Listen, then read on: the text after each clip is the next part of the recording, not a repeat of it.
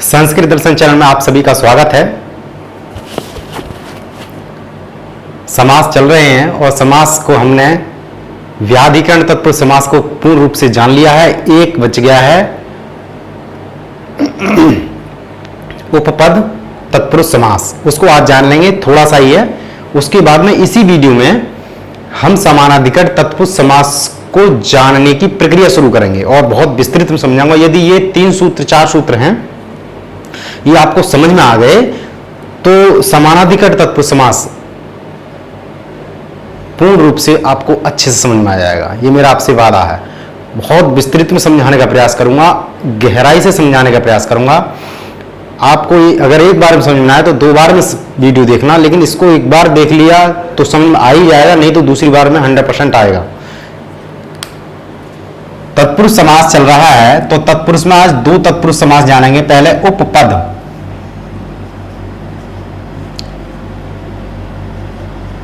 तत्पुरुष समास, थोड़ा इसको जान लें, उसके बाद में हम समानाधिकरण तत्पुरुष समास को जानेंगे। उपपद में यहां लगाना कोई जरूरी नहीं है इसको। उपपद से तात्पर्य क्या है? उपपद जो होता है, यदि वो शुरू में हो, उपपद से शुरू होने वाले शब्दों में जब समास होता है तो वो तत्पुरुष में चला जाता है, वो तत्पुरुष संज्ञक ही होते हैं सीधे सीधे। इसमें 2 सूत्र हैं, वैसे सूत्र तो इसमें कम से कम 50 के करीब हैं। वो क्यों हैं वो मैं बताऊंगा। पहले 2 सूत्र को देख लेते हैं। तत्रोपपद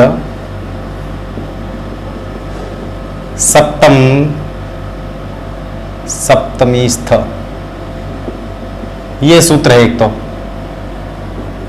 ये कह रहा है कि जो तत्र उपपद हैं, जो उनसे आने वाले शब्दों के साथ जब प्रत्यय किया जाता है, कृत प्रत्यय, ठीक है ना, यहां याद रखना हमको, कृत प्रत्यय का विधान किया जा रहा है, तो वो सप्तम्यांत होना चाहिए। सप्त है ना, सप्तमीस्थ, सप्तमी से युक्त सूत्रों के द्वारा उसका विधान किया जाना चाहिए, यह इसका तात्पर्य है। जैसे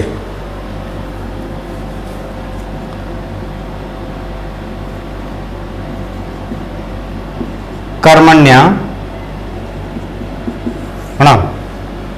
यह सूत्र है, यह कहता है कि कर्मणि,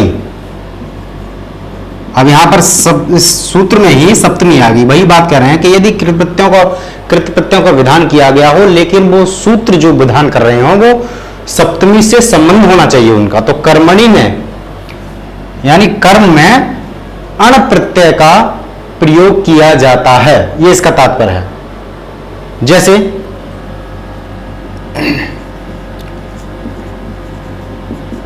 कुंभ धन क्रिय धातु है, इसमें जो बात की, ये कुंभ जो है उपपद है, यानी कुंभम करोति इति कुंभकारा, सीधे सीधे इसमें प्रयोग किया गया। तो जब कुंभकार जो शब्द बनेगा तो यहां पर अण प्रत्यय का विधान किया जाएगा, तो उपपद का प्रयोग हो गया है इसमें। उपपद में और भी ऐसे कोई जरूरी नहीं है कि सप्तमी से युक्त ही सूत्रों के द्वारा उनमें प्रत्यय का विधान किया गया हो। ऐसे भी उपपद हैं मौजूद जिनको सप्तमी में प्रयोग न करके और भी सूत्रों से प्रयोग कर दिया गया है, लेकिन वहां पर कभी भी तत्पुरुष समास नहीं होगा, ये इनके कहने का तात्पर्य है। तो ये कुंभ क्रि अण जो प्रत्यय आया है, तो सप्तम्यांत इस सूत्र के द्वारा ये विधान किया गया है, इसीलिए जो शब्द बनेगा कुंभकारः, ये शब्द बनेगा कुंभम करोति इति कुंभकारः, ये इसका विग्रह हो गया। तो यहां पर उपपद तत्पुरुष समास हो जाएगा, ठीक है। अब आपको उपपद ये याद रखना है, शुरू का जो कुंभ है वो उपपद है। जैसे ठीक, मैं इसमें एक चीज बता दूं, एक सूत्र और है उसको बता दूं, फिर आगे चलेंगे तो समझ में आ गया होगा इसकी बात। यानी कि वो सूत्र जो सप्तमी से युक्त हो, ऐसे सूत्रों के द्वारा उपपद प्रयोग होकर के उनके साथ शब्दों का प्रयोग किया जाए, उन प्रत्ययों का, कृत प्रत्ययों का, याद रखना। तो वो तत्पुरुष संज्ञक होते हैं। और दूसरी बात कह रहा है ये उपपद,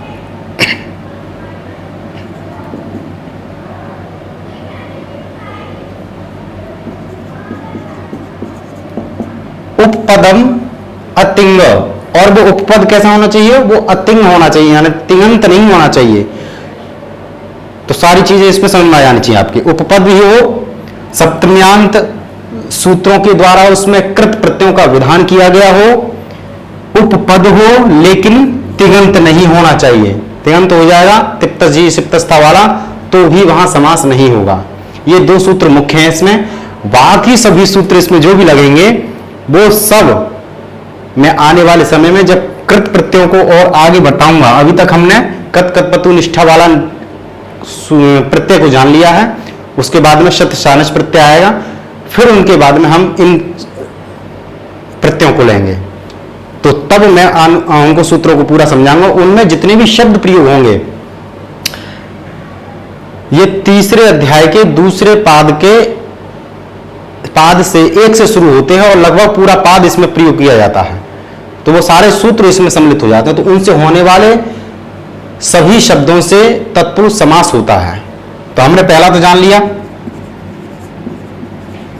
कुंभकारः, तो इसमें हमें पता है कि कुंभ उपपद है, क्री धातु में अण प्रत्यय लगा है, तो कुंभकारा कुंभम करोति इति कुंभकारः। ऐसे ही इसमें एक और आता है सूत्रकारः, सूत्रम करोति इति सूत्रकारः, तंतु वायः, ये सारे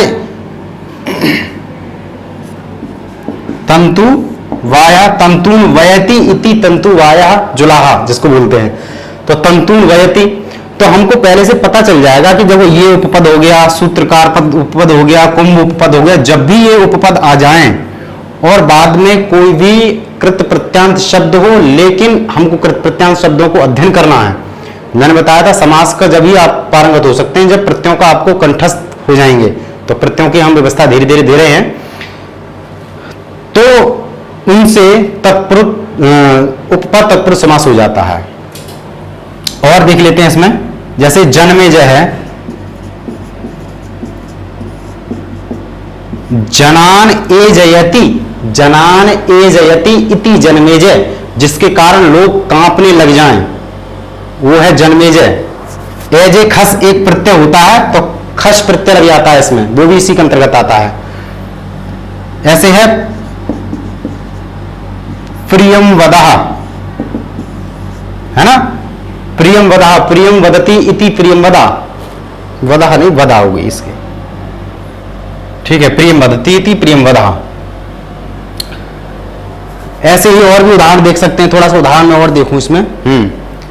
एक है पादपः, पादै पिबति इति पादपः। एक है द्वीपः, द्वाभ्याम पिबति इति द्वीपः। शंकरः, शं करोति इति शंकरः। इस तरह से जब भी आपको उपपद मिल जाएं तो आपको आंख बंद करके सीधा सीधा उपपद तत्पुरुष समास का प्रयोग कर देना है। धीरे धीरे समझ में आ जाएगा। उपपद यही होते हैं, जब प्रैक्टिस करोगे, अभ्यास करोगे तो सारी बातें समझ में आ जाएंगी। जैसे उरगः, उरसा गच्छति इति उरगः, जो अपनी छाती के बल से चले, चेस्ट के बल से चले, अर्थात सर्प। ऐसे ही है इसमें भुजगः, भुज यानी कुटलम, भुजः या कुटलम गच्छति इति भुजगः, जो टेढ़ा मेढ़ा होकर के चले। तो भुजग और ये दोनों सर्प के लिए ही प्रयोग किए जाते हैं, दोनों ही छाती से ही चलते हैं और टेढ़ा मेढ़ा होकर के ही चलता है। तो इस तरह से ये दोनों सूत्रों के माध्यम से आप इसको समझ सकते हैं। और इसमें उपपद में ज्यादा नहीं है, इसलिए मैंने इसको समझाया जल्दी जल्दी से। इसको विस्तृत में मैं जब समास प्रत्ययों का अध्ययन कराऊंगा तब उसमें जरूर बता दूंगा कि ये इस तरह से प्रयोग किया जाता है। ठीक है, उम्मीद है ये आपको जरूर लाभ देगा। मैंने बेशक जल्दी समझाया है, लेकिन ये आपको लाभ अवश्य पहुंचाएगा, इतनी बात जरूरी है।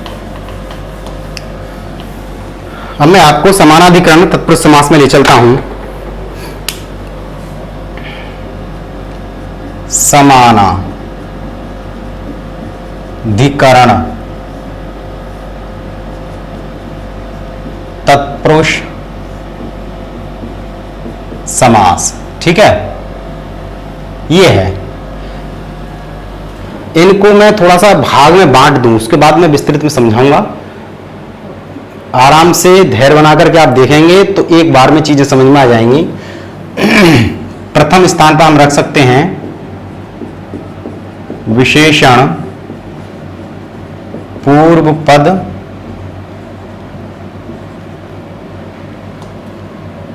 ठीक है, वो मैं बाद में यहां कुछ चीजें लिखूंगा।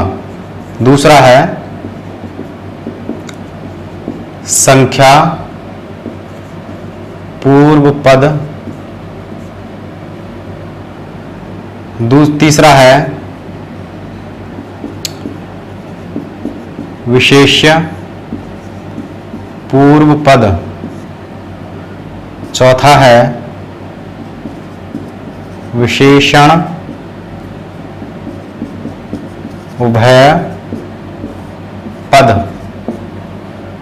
पांचवा है उपमान पूर्व पद और छठवां है उपमेय पूर्व पद।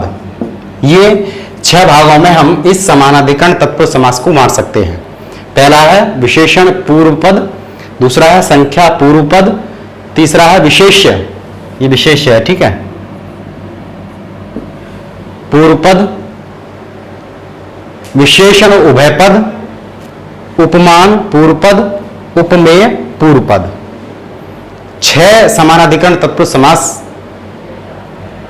अपनी सुविधा के लिए बांटे हैं। अष्टाध्यायी में कोई भाग नहीं किया गया है, सिद्धांत कौमुदी में कोई भाग नहीं किया गया है, लघु सिद्धांत कौमुदी में कोई भाग नहीं किया गया, किसी में भी कोई भी किसी भी प्रकार का इस प्रकार से नहीं बांटा है। ये सुविधा के लिए मैंने बांटने का प्रयास किया है और आशा करूंगा ये आपको लाभ देगा, ठीक है। अब बात आती है, इतनी सी बात नहीं खत्म होती, एक बहुत मुख्य सूत्र है, उसको देख लेते हैं। क्योंकि हम समानाधिकरण तत्पुरुष समास का अध्ययन कर रहे हैं तो इसी से संबंधित एक सूत्र है, तत्पुरुषः समानाधिकरणः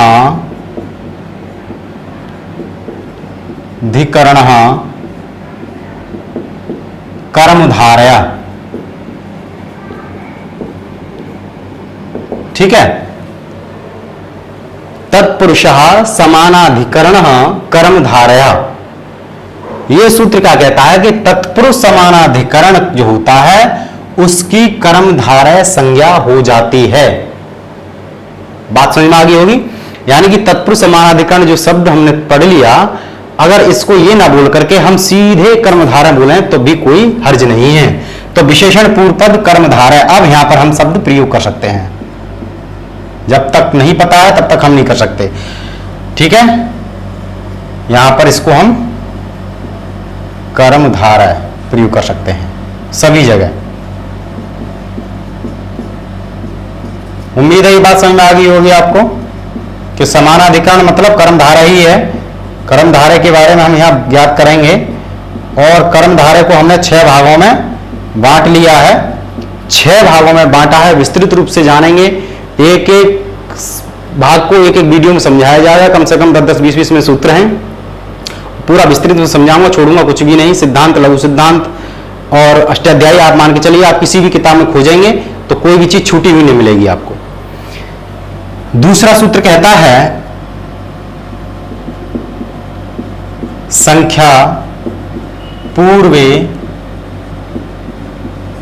दिगु, जो संख्या बताई गई है यदि वो पूर्व में हो, ऐसे कर्मधारय को दिगु संज्ञा, ऐसे कर्मधारयों की दिगु संज्ञा हो जाती है। तो जो कर्मधारय बना था वो हमारा क्या बन गया, दिगु बन गया, दिगु समास जिसको हम बोलते हैं।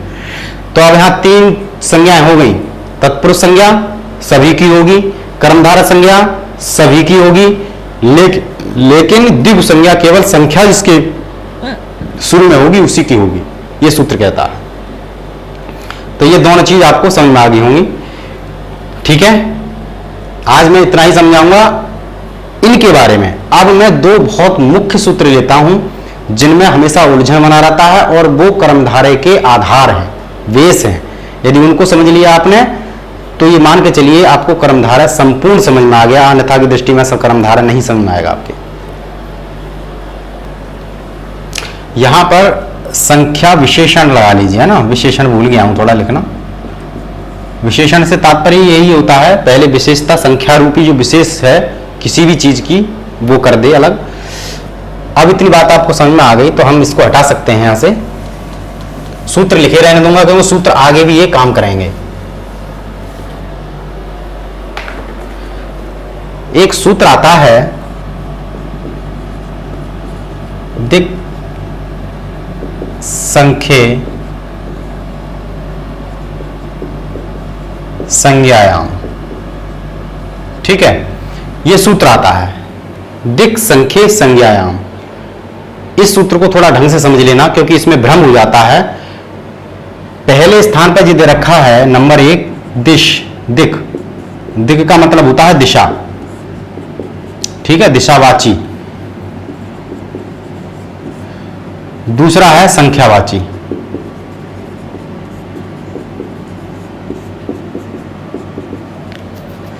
दिशावाची संख्यावाची शब्दों के साथ में यदि कोई सुबंत शब्द हो प्रयोग तो वह तत्पुरुष संज्ञक हो जाता है, नित्य समास होता है। लेकिन ये कौन सा होता है?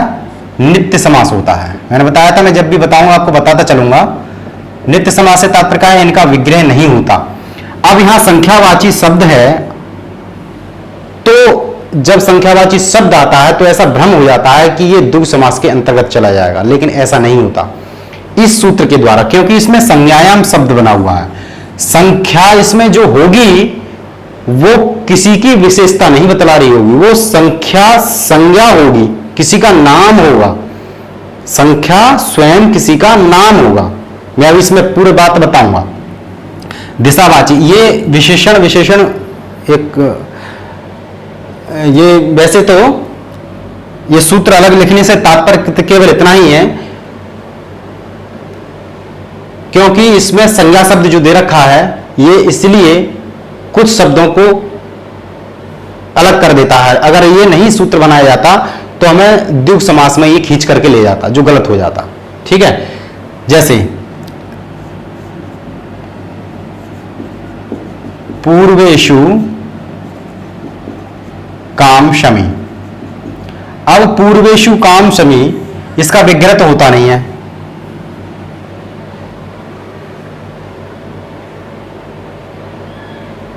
पूर्व चा इशु काम शमी, इस तरह से इसको काम चलाने के लिए प्रयोग कर सकते हैं।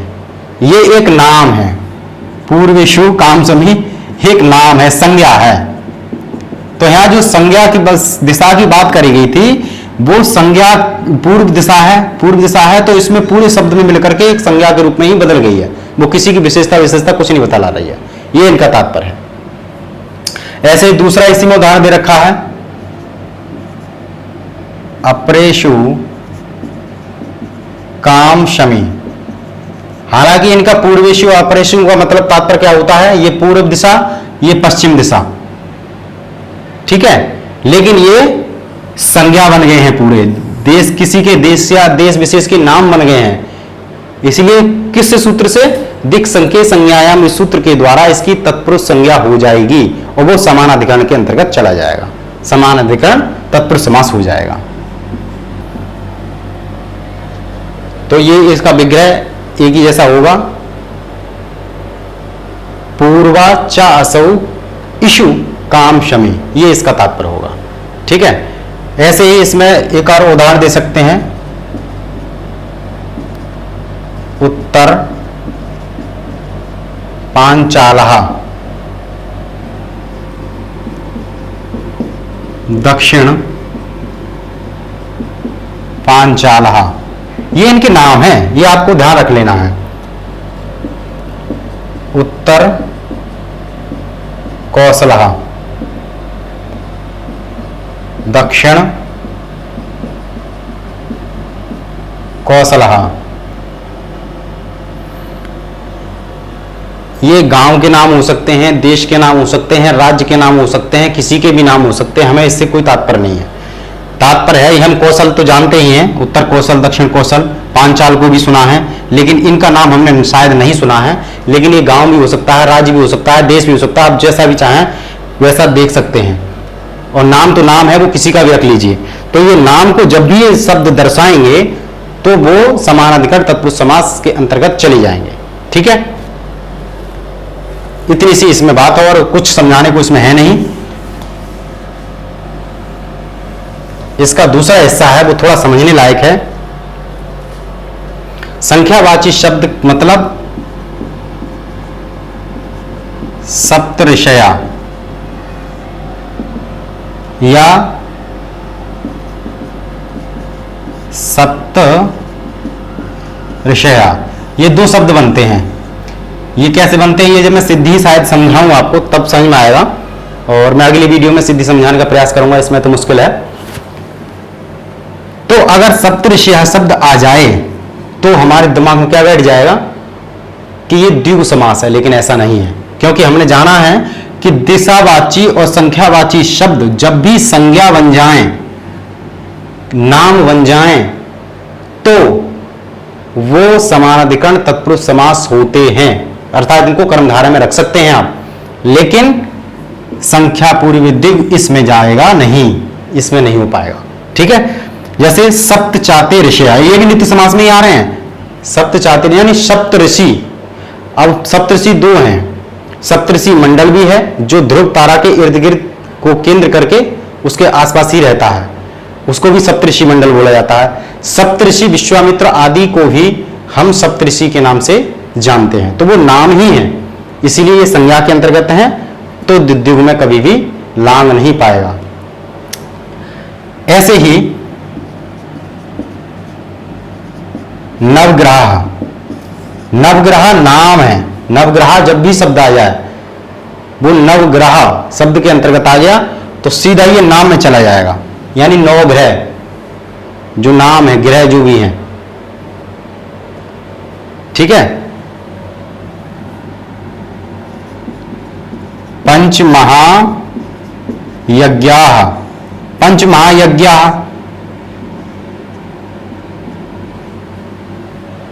ये भी नाम के अंतर्गत चला गया। 5 महायज्ञ जो हैं उनके नाम के बारे में चर्चा कर रहे हैं ये।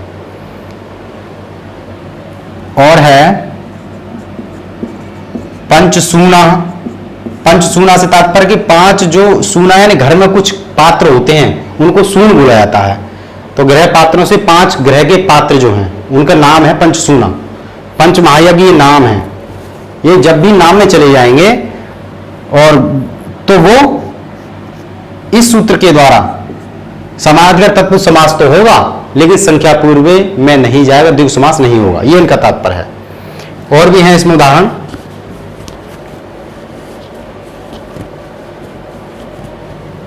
जैसे पंचकोशा।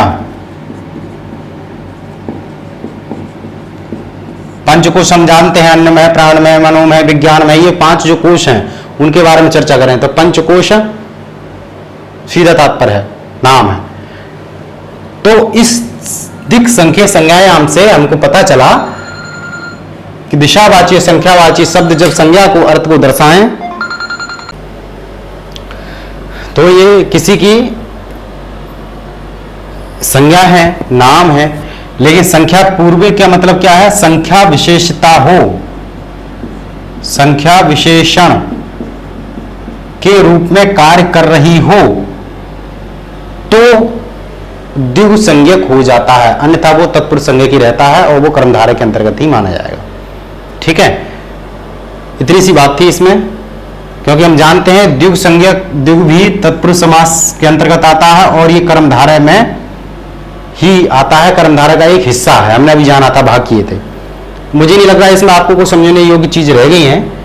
जब भी नाम संज्ञा बन जाएंगे, नाम बन जाएंगे, संख्या स्वयं नाम बन जाती है, तो वो इसके द्वारा दिक् संख्या संज्ञान के द्वारा, सूत्र के द्वारा क्या रहता है, समानाधिकरण तत्पुरुष समास रहता है, अर्थात कर्मधारय संज्ञक रहता है, उसकी दिक् संज्ञा नहीं होती, ये तात्पर्य है इसका।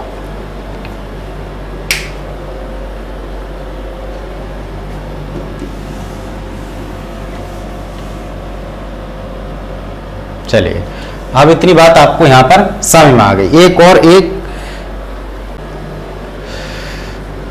अब हम दूसरा इसमें मुख्य समास सूत्र है उसको देख लेते हैं। तद्धितार्थो उत्तरपद समाहारे च। इसको समझ लिया तो फिर तत्पुरुष संज्ञक सारी चीजें समझ में आ जाएंगी। तद्धितार्थ या पहले स्थान पर है ये तद्धित के विषय में। दूसरा है उत्तर पद रहने पर। तीसरा है समाहार के वाच्य होने पर। ठीक है, और चा से ये दिक् संख्य वाला शब्द को ग्रहण किया गया है। इसका तात्पर्य है दिशावाची और संख्यावाची सुबंत का अनसुबंत शब्दों के साथ में समास हो जाता है। इस पोजीशन में हो तो वह तत्पुरुष संज्ञक होता है, ये इनका तात्पर्य है। यानी तद्धित के विषय होने पर, उत्तर पद के विषय होने पर, समाहार वाच्य होने पर, दिशावाची और संख्यावाची सुबंतों का अनसुबंत शब्दों के साथ में समास होता है और वह तत्पुरुष संज्ञक होता है। और कौन सा? समानाधिकरण तत्पुरुष समास होता है, ये इसका तात्पर्य है। ठीक है, जैसे इसमें थोड़ा सा मैं दो चार उदाहरण दे दूं आपको, एक लिस्ट बना करके, तो शायद समझ में आ जाए। हम यहां पर लिख सकते हैं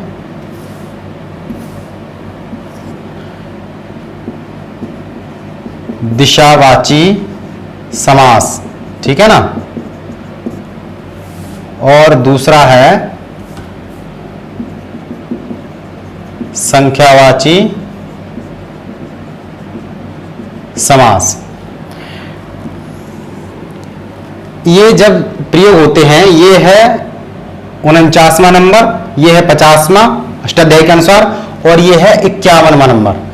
तो जब से ही ये प्रयोग किया जाता है तो 51वां नंबर कहता है संख्या पूर्वे दिगु, अर्थात तद्धितार्थोत्तर पद समाहारे सूत्र में जो संख्या संबंधी शब्द बताए गए हैं उनकी द्विगु संज्ञा हो जाती है इस सूत्र के अनुसार। इसीलिए मैंने सूत्र पहले लिख दिया था।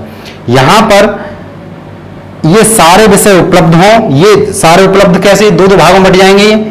पहला भाग हो जाएगा दिशावाची में तद्धित भी होगा, उत्तर पद भी होगा, समाहार ही होगा, लेकिन समाहार का उपलब्ध नहीं होता हमको।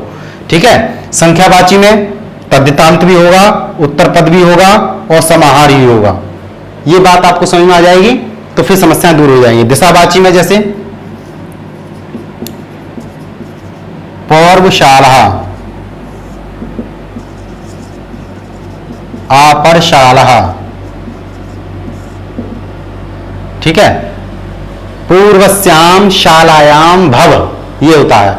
यानी कि जो पूर्व दिशा की शाला है उसमें होने वाला यज्ञ के बारे में चर्चा की गई होगी कि कहाँ यज्ञ होगा, कि पहली जो पूर्व दिशा में यज्ञशाला है वहां यज्ञ होगा। तो पूर्वस्याम शालायाम भव, अपरस्याम शालायाम भव, ये इसका विग्रह होता है। वैसे नित्य समास में नहीं आते हैं। दूसरा है इसी में और उदाहरण देख लेते हैं। मुझे संख्या पूर्व में चले जाइए आप, तद्धित के विषय में।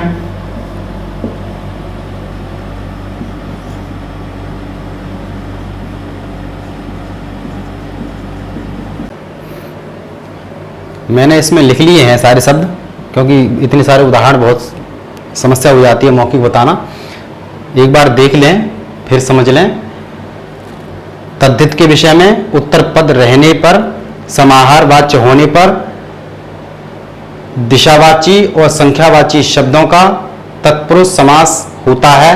सुबंत यदि किसी के साथ मिलन होता है तो वो तत्पुरुष संज्ञक हो जाते हैं और वह समास कौन सा होता है? समानाधिकरण तत्पुरुष समास होता है। इसी में अगला सूत्र कहता है संख्या पूर्वे द्विगु, अर्थात उनमें तद्धित के अर्थ में, उत्तर पद के अर्थ में या समाहार के अर्थ में पहली संख्या, यदि पहले जो पद है वो यदि संख्या होगी तो वो द्विगु संज्ञक हो जाएगा, ये इसका तात्पर्य है।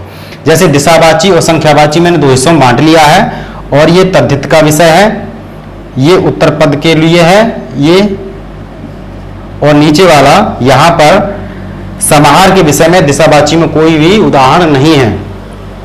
संख्यावाची में पहले तद्धित के रूप में है, तद्धित का विषय है, यहां से दूसरा शुरू होता है।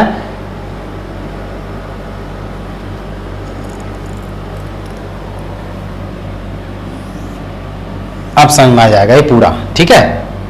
वैसे शायद समझ में नहीं आता, ऐसे कर लीजिए इसको, पूरी बात समझ में आ जाएगी। दिशावाची में पूर्वशालः, आपरशालः, दक्षिणशालः, ये तद्धित के विषय में है। उत्तर पद में पूर्वशाला प्रिय, ठीक। संख्यावाची में पांच नापिति, षण मातुरः, पंच कपालः, पंचानाम नापितानाम अपत्यम, अपत्य के अर्थ में प्रयोग किया गया है, यानी पांच नारियों की संतान। षाण मातुरः, षणाम मातृणाम अपत्यम, यानी 6 माताओं की संतान, ठीक। ऐसे ही पंच गवधन और 10 गवधन, ये उत्तर पद के रहने पर है, लेकिन उत्तर पद ना होता तो ये बहुब्री समास में चला जाता। उत्तर पद ने इसको बचाया और वो द्विगु संज्ञक हो गया। पंच गवो धनम यस्य सा, ये इसका विग्रह है।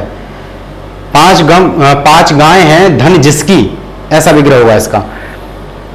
अगला है, ये समाहार के रूप में है, नीचे वाला समाहार के बाद होने पर पंच गवा समाहारा, पंचानाम गवानाम समाहारा, त्रियाणाम भुवनानाम समाहारा, पंचानाम पात्राणाम समाहारा, त्रियाणाम लोकानाम समाहारा, अष्टानाम अध्यायानाम समाहारा, ये इस तरह से प्रयोग किया जाएगा।